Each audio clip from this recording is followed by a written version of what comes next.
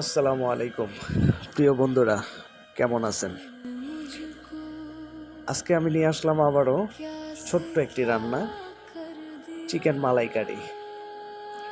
তো আমরা মূলত প্রবাসে যারা থাকি, অনেক সময় অনেক কিছুই আমাদের মন চায় রান্না করে খেতে।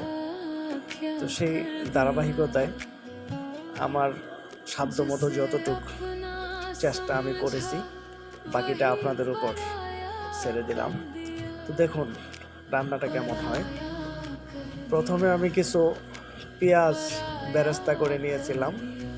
তারপর ফার্মের মুরগি, সেটাকে ভালো করে লেবু এবং লবণ দিয়ে ভালো করে পরিষ্কার করে নিয়েছি। তারপর ধুয়ে সেটাকে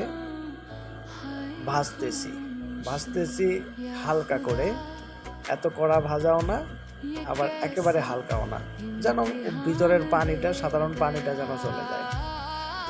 তারপর সেটাকে তুলে আমি আবারও কড়াইতে পেঁয়াজ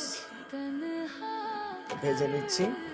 পেঁয়াজটা মোটামুটি অনেকটাই ভেজে নিতে হয়, যেন কিছুটা লাল হয়ে যায়। তো লাল হওয়ার পর আমি দিয়ে দিয়েছি সেখানে আদা রসুন পেস্ট। যেহেতু আমি 6 পিস রান্না করব, সম্পূর্ণ লেগ পিস, সেজন্য আমি 4 টেবিল চামচ আদা রসুন পেস্ট দিয়েছি।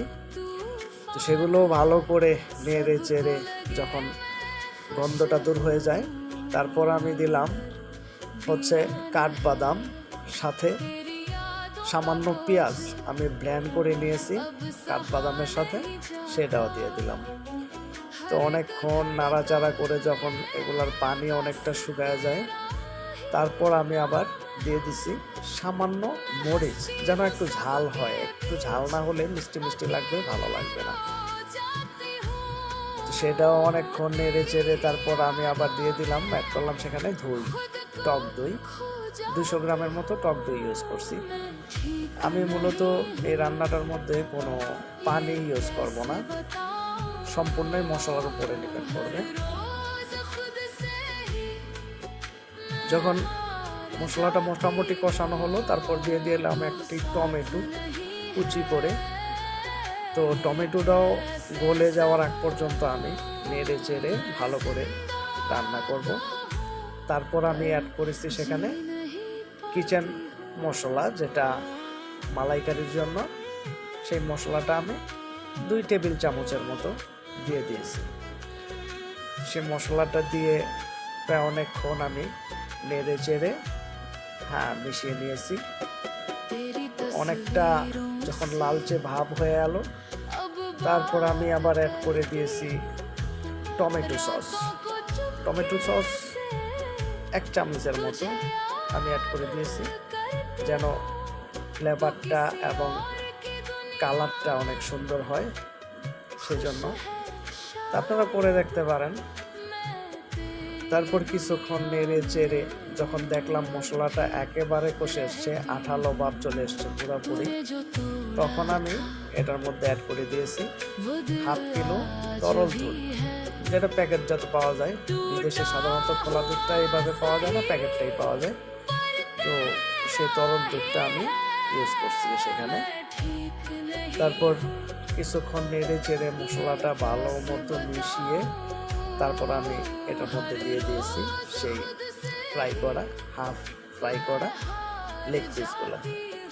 তো লেগ পিসগুলা আমি ঠিক মতো বসিয়ে দিয়ে তারপরে চুলার আঁচ মিডিয়াম হাই হলে চলবে না, মিডিয়াম হলে চলবে না, একেবারে লো মিডিয়াম আছে আমি ঢাকনা দিয়ে অনেকক্ষণ ঢেকে রেখেছি। বাস এভাবেই চলছে অনেকক্ষণ। তো কিছুক্ষণ পর আমি সেটাকে নেড়ে চেড়ে আমি যেই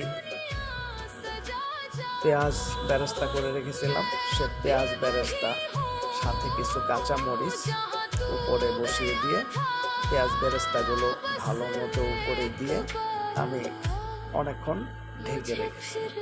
তো আস্তে আস্তে নাড়াচাড়াও করতে হবে, যেন নিচে লেগে না যায়, সেদিকে খেয়াল রাখতে হবে। কারণ যেহেতু পানি নেই, সম্পূর্ণ দুধের উপরে নির্ভর করছে, সেহেতু কিছুক্ষণ পর পর নিচে অবশ্যই লাড়া রাখতে হবে যেন লেগে না যায়। তো এভাবে অনেকক্ষণ নেড়ে চেড়ে যখন দুধটা একেবারে শুকিয়ে মোটামুটি সহনীয় পর্যায়ে চলে এসছে, বাস সাথে আমি কিছু কিশমিশ অ্যাড করেছি। কিশমিশটা আমার কাছে খুব ভালো লাগে, সেজন্য। তো মোটামুটি আমার রান্না প্রায় শেষ। তারপর আমি সার্ভ করার জন্য একটা প্লেটে আমি নিয়ে নিয়েছি।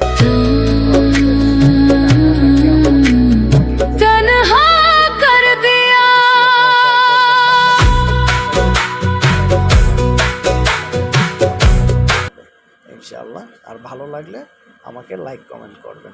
ধন্যবাদ।